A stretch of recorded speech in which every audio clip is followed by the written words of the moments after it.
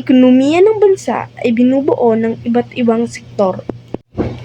Bawat sektor ay may mahahalagang papel at magkakaugnay upang mapanatili ang maayos na daloy ng kabuhayan.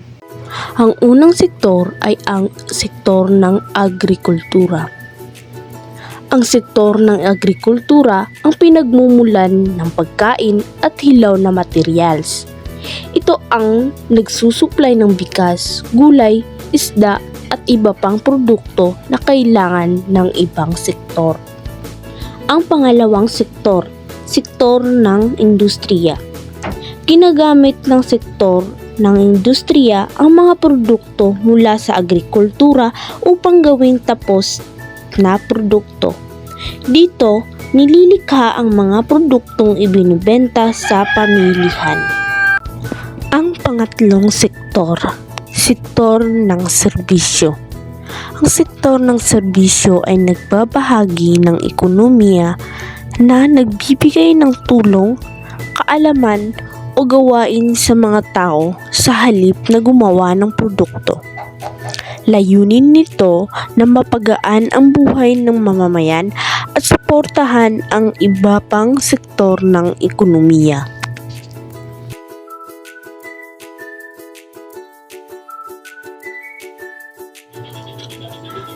Halimbawang sitwasyon na nagpapakita ng ugnayan ng tatlong sektor. Isang magsasaka ang nagtanim at nag-ani ng palay sa kanilang bukid. Pagkatapos ng anihan, dinala ang palay sa gilingan ng bigas upang iproseso at gawing bigas. Kapag tapos na, ang bigas ay niluluwas ng mga truck, binibenta sa mga tindahan at palengke at binibili ng mga mamimili.